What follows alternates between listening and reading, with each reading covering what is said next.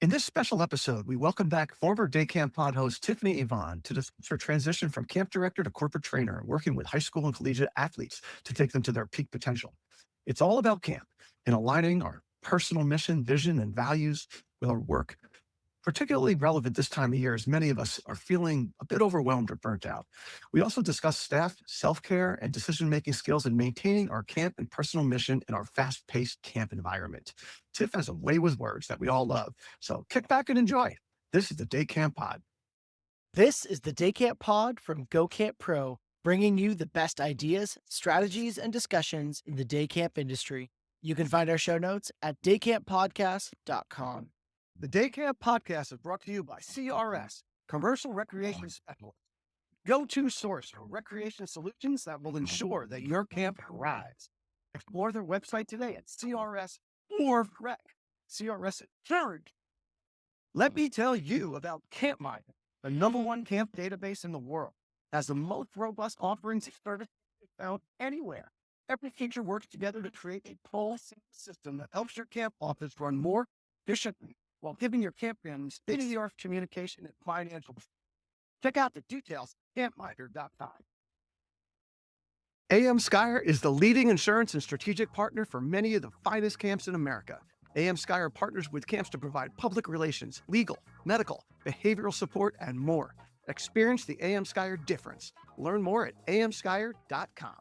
Welcome back to the Day Camp Podcast. I'm Andy Pritikin, Director of Liberty Lake in the Philly suburbs of New Jersey. I'm Sam Thompson in Crystal Lake Park District, Crystal Lake, Illinois. And I'm Jordana Grossier, Director of Camp Robin Hood in Ontario, Canada. And boy, oh boy, are we lucky. We have back, ladies and gentlemen, our former co-host for a whole bunch of years. It's Tiffany Yvonne. Come on, give it up. Woo. She's looking good in purple like the old days. It's That's good to see you, Tiffany. It really is. so good to be back with you all. So And good. Tiffany could not believe, Sam, I need you to help with this. Tiffany could not believe that people don't come up to us and say, hey, whatever happened to Tiffany lady? She was so cool. She was so awesome. She had so much good things to say. I still get that. Yeah. All right. I want you to know. That is- People, you influence people. They Yeah. remember that is you. so funny. I'm like, stop trying to make me feel good, Andy. I'm like, No, I am not just saying that. I'm saying it because it's real.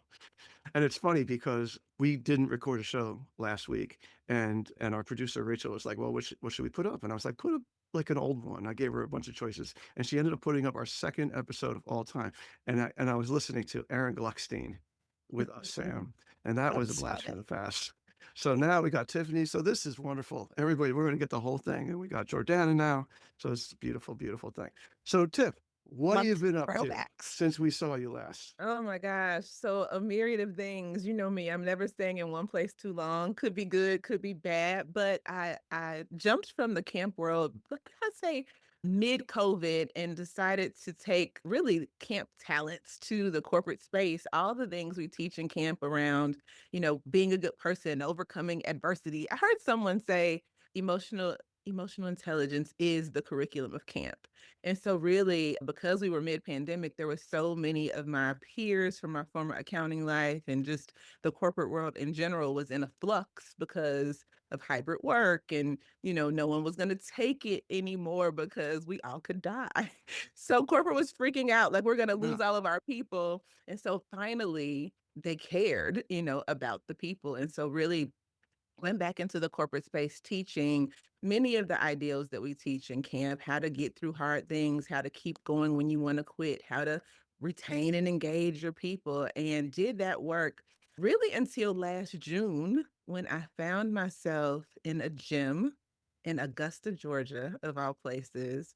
I was looking around expecting to just be mom in that gym, and all I could see was burned out kids and screaming coaches and, everyone just under this immense amount of pressure to perform perfectly. And I was like, oh, I'm at work. This is a mess. Who's going to help these kids? And the craziest part was, and this is kind of how we got to this full circle moment today. Many of those kids were kids who grew up in my sports camp who were now, when they were this smaller than me, now they're giants, much bigger than me. And I could just see those lessons that we taught them in camp not being applied. was like, hey, somebody needs to do something about this. I looked for other people. There was no somebody. So I guess I'm somebody. And so I shifted that curriculum. We created a camp play, took to corporate, and I shifted it back to the lens of high school and collegiate athletes. And I have been delivering that for the last almost year now. So super exciting, full circle moment. Are you still doing your biweekly newscast spot on the news? So it's not biweekly anymore. It was bi-monthly. So it wasn't biweekly, it was Bi-monthly? bi-monthly. And so not bi-monthly, but really privileged and grateful to be able to say like kind of on demand. So when I have Nice. something, I just hit the producers up and I'm like, this will be a hot topic. It's trending now and it would be good for your listeners. And they kind of give me carte blanche, which is wild to believe. We were talking before we hopped on here about how when I did my first news segment with camp, shaking in my boots.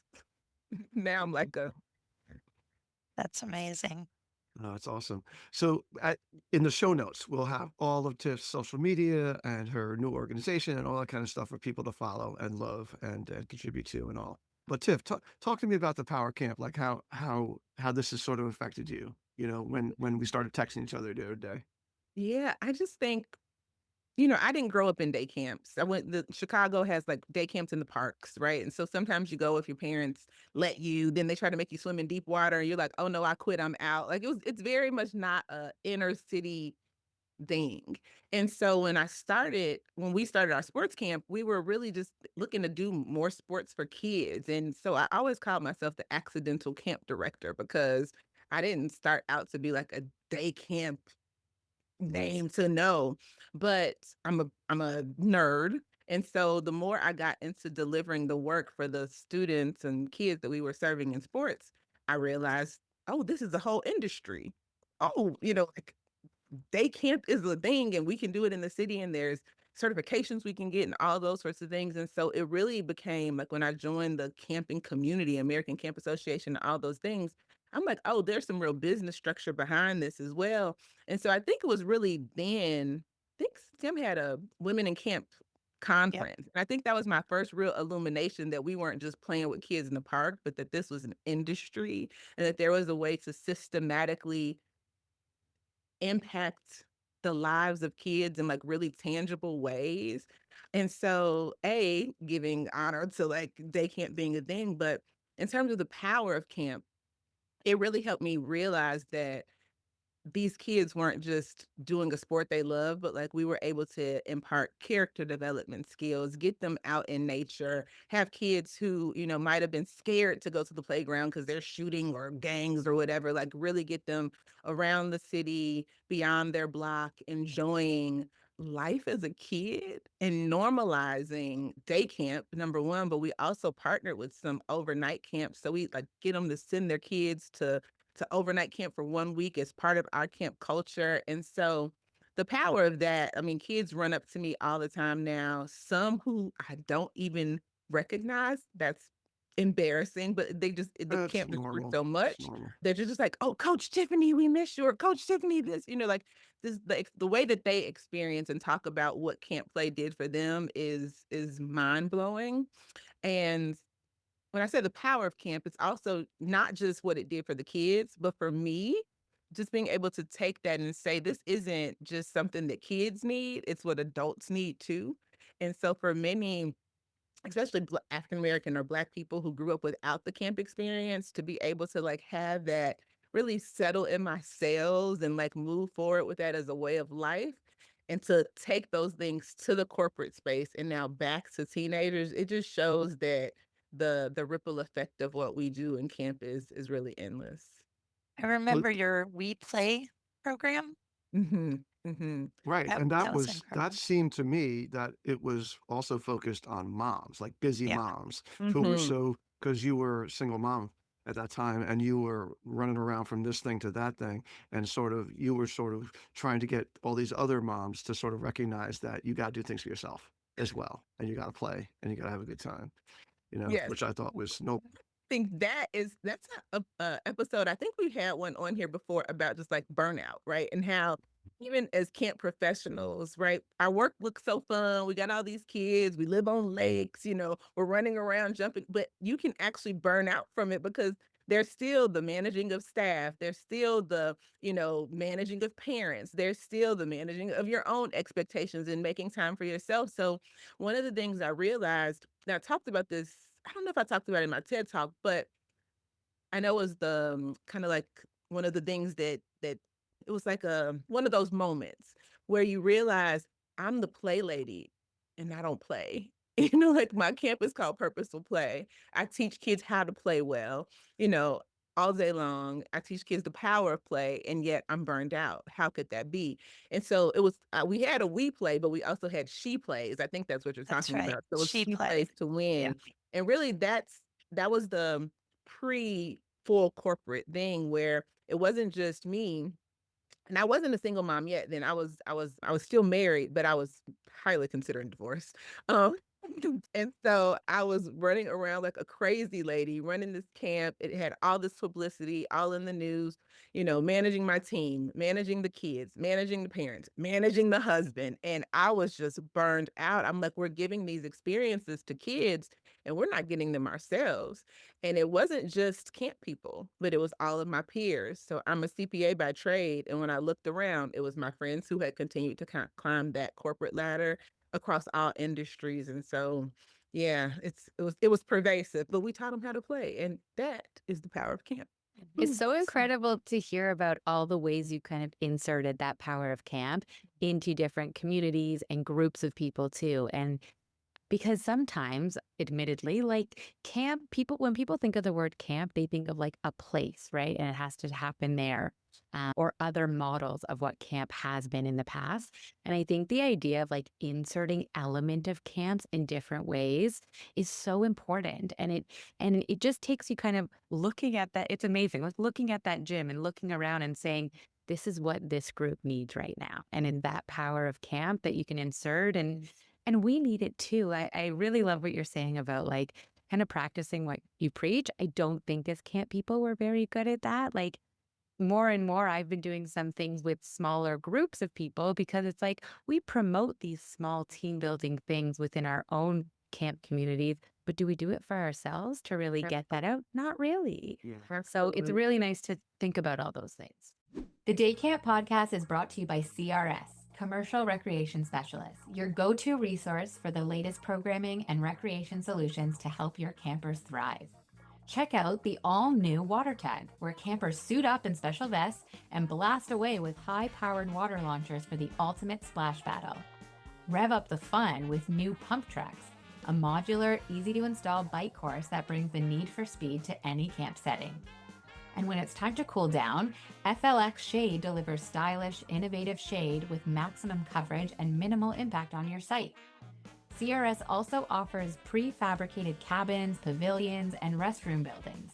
Everything you need to create a better camper experience. For more info, visit crsforrec.com. That's CRS, the number 4, REC.com. CRS is serious about fun. You are a leader of your camp and a pillar in your community. When your customers put tremendous trust in you, CampMinder's powerful management tool delivers the day-to-day task support that helps you make every moment memorable and every summer stellar. With 20 plus camp-specific tools in one, CampMinder's user-friendly platform is backed by a full team of engineers who are constantly thinking of ways to help your camp stand the test of time. Visit them today at campminder.com. Yeah, we're givers, and then we end up giving a lot and sucking out our energy. Fair. There's a couple of things that you said. So when you were saying, you didn't really go to a camp as a kid, but you went to the park and played and those kind of things, right? When we go to Washington, D.C., which we're going in a couple of weeks to advocate for camping, we talk to all these staff people all the time, and very often they say the same thing. They go, "Oh, I didn't really go to camp," and then they're like, "What did you do in the summers?" And they tell us something that basically was camp, right? What you did is camp is what most people do for camp, right? Not everybody gets that white picket fence camp and all that kind of thing. Most people don't get that. I just think that's interesting. And then also what you said about you being a nerd, which cracks me up because you're like one of the coolest people I know. But I'm sure if someone saw Jordana, they'd say the same exact thing about her. But I know Jordana's a nerd also, right? And I'm sort of a nerd too, right? And yet, but we have to put this public persona out there when we're doing our shtick, right? That we're like cool and happy and amazing and movie stars and all that kind of thing, right? So I just think that's really a funny thing. And that you basically, I mean, I saw what you were doing as you were transitioning into being an executive coach and running workshops for CEOs and crap like that. You were basically preaching camp to the Amen. masses, So right? true. As just what you were doing, and you have this ability, which I've always loved, where you could just encapsulate things and be able to frame things a certain way that most people can't, and say it with this sort of power, just sort of like Obama is kind of power, where it's just like, yeah, that's absolutely the thing, and I could see why you've become successful with that. So You're Thank you also so much. good with putting things into formulas, organizing it into steps. And I know with your new project, you have a set procedure that you want to do. Do you want to talk about that a little bit? Yeah. So you know what is wild about, well, so much that you said, Andy. And yes, I think I'm gonna pop back to something Jordana said real quick first. So I think that it is far easier, and I've learned this as an executive coach as well. It's so much easier to say a thing. Like there's nothing easier than saying what you're gonna do, nothing harder than actually doing it. So when we as camp people are delivering all these experiences, we have to be intentional about giving them to ourselves. If we don't, we will burn out, right? And so, that has kind of been my marching orders, like stop giving to others what you won't give to yourself.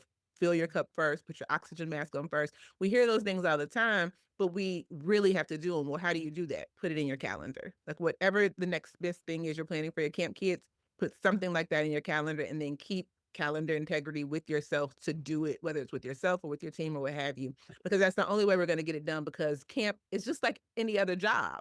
It doesn't stop pulling on you unless you set it. To your point, Andy, we are nerds and we are cool. That's the whole thing. Two things can exist at one time. So we may not be the traditional idea of what they look at when they think of a nerd, but we're changing the face of what the nerd really is, right? We're running businesses, we're running teams, we're going to Washington to talk about the political side of this and to ensure that it spreads. So like we can be cool and nerds. Don't play with us. We are both. Sandy. So I think it's the CPA in me that has me always thinking in like equations, right? So like this plus this equals this, or this minus, like what do we put in, what do we take out? And so the framework is called pause, plan, play to win. And so the pause is really around identity. So like, who are you? Who do you want to be? What are your core values? How do you ensure that you're voting with your values in every decision you make, not just like vote, like when we vote politically, we're voting with our values. So like when we're making a decision about how we want our life to look and feel, are we looking at that against the values that we say we have? I had my own life coach one time and she's like, oh, I'm sure you have, and by this time I had been certified as a leadership and life coach. So she's like, oh, I'm sure you have core values. And me, bougie, I'm like, of course I do. And then she's like, well, do you consult them when you're making a decision? And I was like, oh, that's what we're supposed to do with the values, right? So the pause is really about understanding who you are. So also like a serial entrepreneur in some ways, and every business across the nation has like mission, vision, values. So when I work with teams, whether it's camp or corporate or kids, it's like, what are your personal mission, vision, values? And so we have a workshop where we help people cement that for themselves, because until you really have that for yourself, how can you truly be part of a team, right? Otherwise you're just in the team for money, or at the job for money. And so until you can see how you align with that, it's really not a thing. So that's kind of what we do in the pause. And the plan is different because most people think of a plan and you try to get to action, like, right, what do you do? But in our plan, we take things off. So oftentimes we, like every business professional, every, serious elite athlete, we have things to do. We have a to-do list. And so I say, well, who has a to-don't list or who has a quit list? And so the planning is where we take some things off, because oftentimes we're loading on too much, things that we could delegate, things that we could eliminate, right? And tactical things is what people typically think of.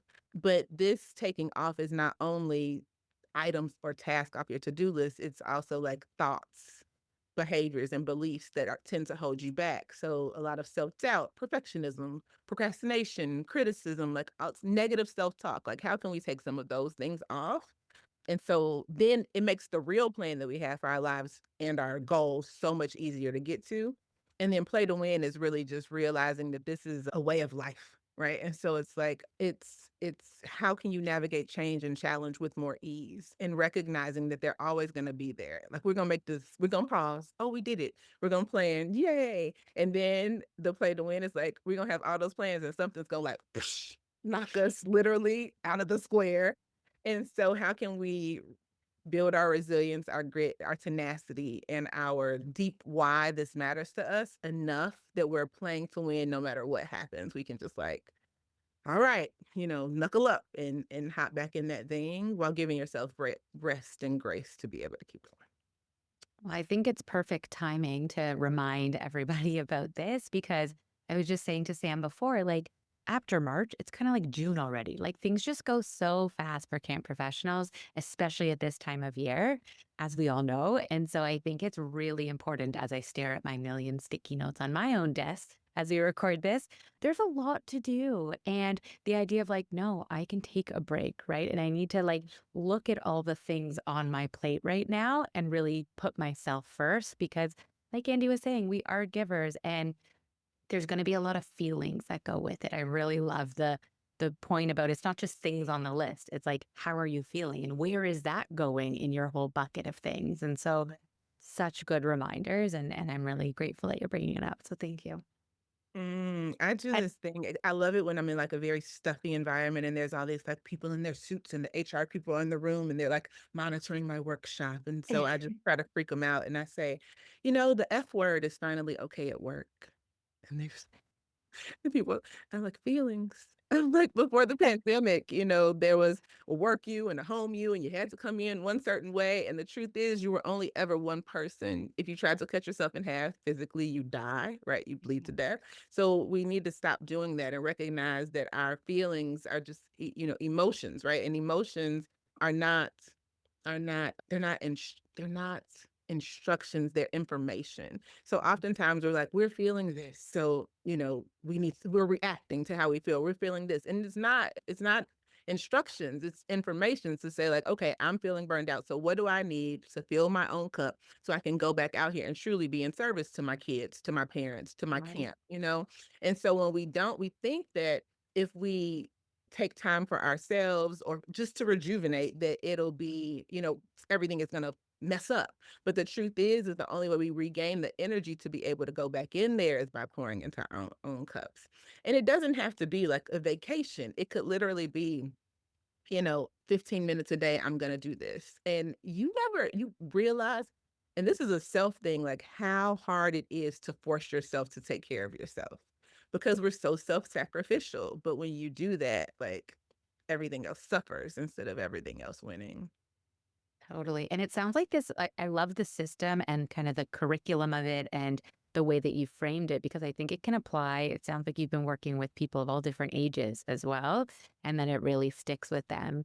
Because I think decision making also, even in our staff, is so hard, like to make a decision, not just for the kids that are in their care that we put all this pressure on, but also like for themselves and for the kids. Sometimes I find with our staff, they're not taking great care of themselves because they're so focused on giving to the kids.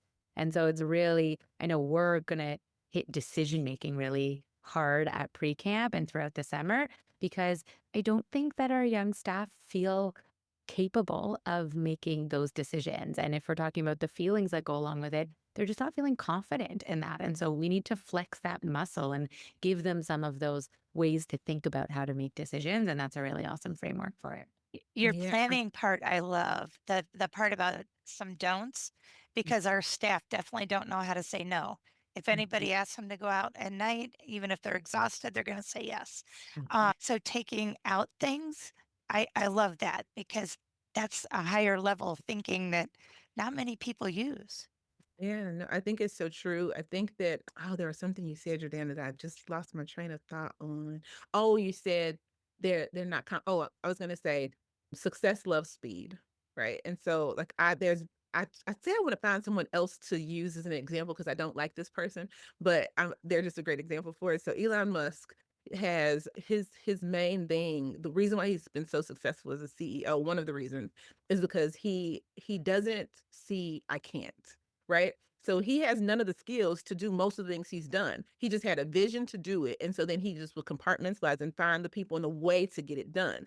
And so he's a great example of like his decision making. He said the time frame between his idea and decision making is like it's tight, right? And it's all about we think it's confidence, but it's really about self-trust.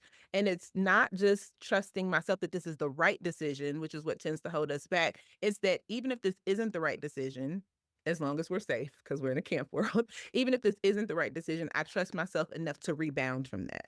I trust myself enough to know that my senior leadership supports me enough that in a mistake that I can justify with my thought process, that I'll still be backed. So this is really around safety and not I don't say belonging, but like safety, trust, and courageous communication I think are the things that are holding people back from making decisions. And there's a psychological study that shows like overthinking is really lack of self-trust. It's not, it's because it's decision paralysis because we're already projecting all the things that could go wrong. And if we instead use that same energy to think about all the reasons something could go right, like how much further will we be towards our goals? For over 100 years, summer camps have been an integral part of the AM Skyer world. Today, AM Skyer is a strategic partner for summer camps across the country, building personal relationships and providing valuable resources to their clients and friends. Every day, AM Skyer is proud to support camps and help make them safer. AM Skyer was founded by Abe Skyer in 1920 and is now in the third generation of Skyer family leadership. Henry, Jeffrey, Amy, and the experienced AM Skyer staff eat, sleep, and breathe summer camp, in addition to fostering partnerships with camps that last for decades. Give AM Skyer the opportunity to find solutions for your most challenging insurance needs. They go above and beyond. Trust me, I know. Learn more at amskyer.com.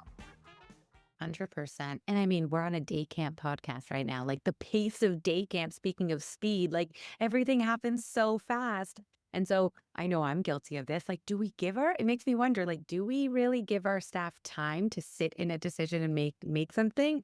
Right. Like I think we need to take a step back and look at all those processes to make sure that it's happening in a way that can be supportive of them so that they really understand that. Yeah. All right, so I got a question for you. So let's say you get pulled into the day camp space again, right? And you get hired to be an executive coach of someone that runs a day camp. Where do you start with these folks, sort of knowing what the profile is of these Fair. folks? So I literally use my framework for everything. So we start with mission, vision, values, not of your camp, but of you, right? And I have a process, and it's of course it's fun. So it's a Mad Lib, which is so camp. And you should see the corporate people looking. What? What You is it? paid all Mad this Lib? money for Mad Libs? Right. So it's a Mad Lib. That's how we figure out our mission. Vision, we cast the vision from there. And then values, we have like, it's so funny. Give me 2 seconds because of course, they're on the, but we have like all of these because I'm a camp lady. I'm really just a camp lady. That's all. But we have these like cards where we help people figure out their core values. And we have a game that we play in order to help you sort them. And you feel all stressed because you're just like, what do you mean? So we just have 5 at the end. You have 5, but there's hundreds that you choose from. And that's to exemplify, a million different decisions. So again, it's decision making fast. So we figure out mission, vision, values. And then we do like, where are you versus where do you want to be? Like, what does camp world feel like for you right now? What do you want it to feel like? And oftentimes we don't even, and this is not just camp, this is everyone, but especially in camp, we don't even think about like the creme de la creme because it's just like let's just be practical, let's just be practical. But we look at where you are and what is the best case scenario, and then we unlock like what's in that messy middle, like what's holding us back from getting from here to there.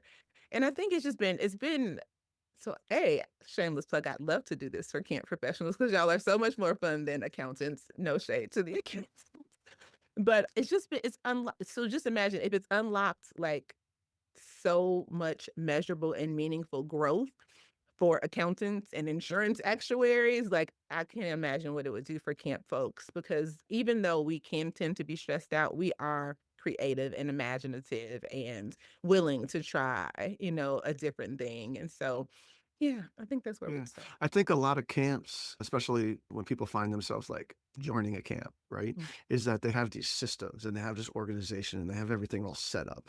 and you sort of just jump into it, and you tweak a little, tweak a little, tweak a little, but you don't really start at the beginning, to think about, what you can put into it, what's your special thing, and of course going back to the vision and mission of the whole thing and aligning everything to that as well. So yeah, no, I think it's great. I think there's a place for you, Tiff. You should fill out a thing to speak at ACA National or Tri-State. Come out to I'm Jersey, here to for Tri-State, baby. listen. I'm We actually could use you out here. I'm actually trying to get her to a spring conference called the Great Lakes Day Camp Forum next spring and All right. see if she could be Ah, the That's keynote. nice. Great Lakes is nice. Come out to Tri-State, 4,000 people. I'll Okay, shoot you an you can email. no, you can room with the lady over here, the redhead over here. You can room with. Afterwards, because no, literally, I would love it. And I think one thing I just want to be clear, like your personal mission and vision is different than your camps, right? Even when you own the camp, like, yeah, when you work at one, you kind of know that, but when you own it, it's still different, right? Like, we don't do this work just because of whatever the mission or vision of our camp is. I do this work because I was a kid I went to 12 schools in 12 years, not a different school every year, but sometimes 2 or 3 in one year, military brat, right? I was Oh. popped around after 4th grade. I was just all over the place. I had to make friends really quickly, right? And or understand that I was going to be okay regardless. And also, I don't this is like a These Are My Confessions podcast. Now, I ran home when I was 13 because I was just like, this ain't right. Cool. This wasn't in your this should have been in your TED talk. But I ran away from home, and not even I lived in Virginia. We were in Alabama. There was no TSA, right? I got on no, okay, I wasn't 13. I was either 14 or 15. It was my sophomore year. And I took a plane from Alabama to Chicago. Oh my gosh. Crazy lady. And by the time poor mom, I'm sorry, mom. The plane, there were police waiting for me, like, Did you pay in cash at the airport? so what's so wild is I had a job at Lady Foot Locker. Like, how's a 14-year-old work there? I had a work permit, whatever. This was the 90s. Things were different. It's also Alabama. They do. And so there was a travel agency in the mall. I bought a plane ticket.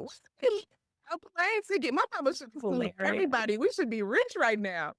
But anyway, I just want to go home. So my mission is really to help people, design lives that they love, right? How can you, when it works, succeed at home and design a life you absolutely love? Like, and that sounds so altruistic. Nobody's paying you to do that though, right? So it's wrapped in like retention and engagement. It's wrapped in performance on the court. It's wrapped in, all these blankets that other people want me to wrap them in. But at the core, because I was so hungry to design a life I loved at such a young age. And my mom was great. I mean, she listened to me, but she wasn't the only person in my home. So therefore, it was just like, I just knew that there had to be more for me than this. And I just think that when kids especially get to see that at a young age, it's transformational. But even as adults, when we have not taken the time, one of you all said something about, do we really give our staff enough time to just sit and think? Like, as adults, we don't take enough time to just strategically think about what we actually want our lives to look and feel like, because life has hardened us so much that we think like these are the things we have to do.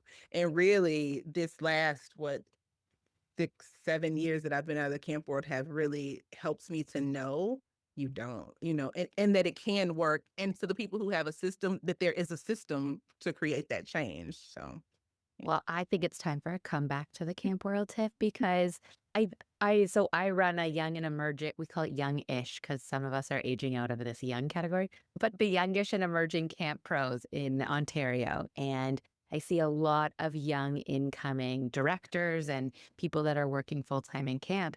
The turnover has been crazy. Like, the trend I'm seeing is that people are not staying in these roles, these full-time roles, for very long at all. And I feel like in the camp industry, it's like stereotypical that everyone just says, well, I love my job. And I think that most people believe that 100%.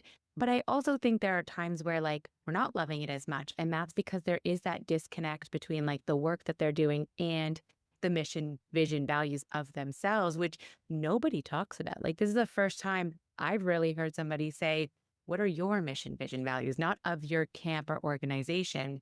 Because you have to think of that alignment, because if that's not aligned and you're not getting what you want out of your experience as a camp professional, you're going to burn out even easier. Right. And that's what it's making me think of. And we start these types of groups so people feel like they're not alone. But I think that coaching is really important because people aren't alone in that feeling. That's a thing that happens. They just need some help in kind of getting through it. Right. Yeah. And that's why I said the last part is the courageous conversations, because we'd rather leave than to talk about how we feel. And not that we want, all about this is not a call to every person who works at every camp to be like, hey, here's how I feel. And No, we're not condoning that. Sure. Right. But it is more so introspective, because what I found, and I mean, literally, if people go and look at my LinkedIn, because I always ask people for feedback on how I work with them, there's one particular that stands out for me. Her name was Tina. I don't remember her last name, but she was Hub International. But if you look through my recommendations on LinkedIn, she says like, Tiffany saved our team. And I'm always taken aback by stuff like that. But those people, like they hate each other. They didn't want to go to work. They didn't, they were like, they liked the work that they were doing, but they didn't like their team dynamics were so bad. And they said this kind of publicly at this point, because it was a turnaround for them, that when we came in and we started to help them understand their personal mission, vision, values, and the team's mission, vision, values, finding that sticky point in between was the thing that helped them stick. And they just started working. It was just like, it was like magic. And so I think that we know, like, if we can help, again, professionals who are doing jobs that, predominantly we do in the corporate world, I find that most people do their job just to pay their bills.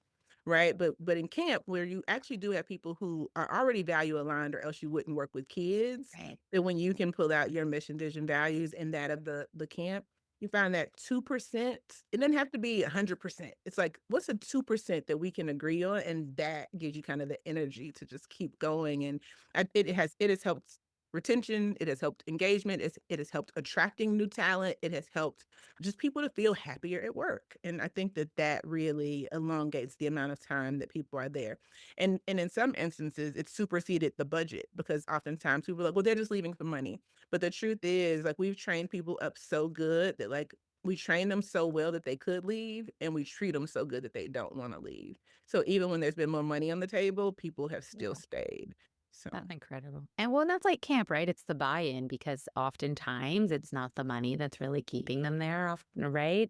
And so you see people light up, you want to win them over. I've seen that transition too. Like, it used to be they have to sell themselves to us to get a job, but I actually find now it's the reverse. Like, we have to sell camp to our incoming staff to make sure that they're bought into what we're all about, and that they can find that sticky point between them and us to say, yeah, this is a place I want to work. And it should be easy, Jordana, because we're totally. selling this amazing product, like Tiff's saying.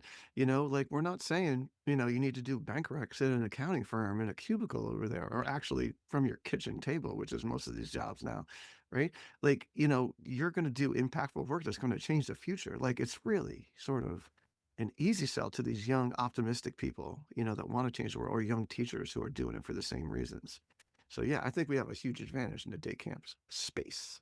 Yeah, and I think even if you want to ultimately be an accountant, or like, so one of my coaches from my camp is a CPA now, and he runs a firm, but his firm services predominantly professional athletes. So he was able to find the mix between what camp play taught him and the profession that he actually wanted to do. So even if you don't want to be a camp professional for the rest of your life, cool. You can still gain skills at camp that you can almost gain nowhere else. And because it's almost often like a family setting, you also are learning to be able to have those courageous conversations, be open to new ideas. Like, we're, as camp directors, if you come with ideas, oh, camp counselor of the week, you know what I mean? Like, you don't want to just be told something. So I think it's an open playing ground for that work. And I think that was great, Tiff. Yeah. I think we can give people some resources again to follow up on the specifics, because a lot of this is a lot of information that was coming out really fast at you, and it was really great. So we'll provide that in the show notes. But I want to thank you, Tiff, for coming I back. appreciate y'all. It was fun. We missed you, and people are gonna like hearing your voice. Well, I Yes. want to also thank Go Camp Pro Team, Travis and Matt, and editor Rachel. Campminder, Camptivities, and Commercial Recreation Specialist for allowing us to bring this podcast to you. Check out our show notes from this and other episodes at daycamppodcast.com, as well as contact for our guests and our hosts. So thanks for listening. Make yourself a better Day Camp Pro. We'll be back in a couple of weeks with another episode of the Day Camp Pop. The Day Camp Podcast is brought to you by Go Camp Pro and the Go Camp Pro Podcast Network. Find a podcast for camp professionals of every age and stage at gocamp.pro/podcast. Thanks for listening, friends.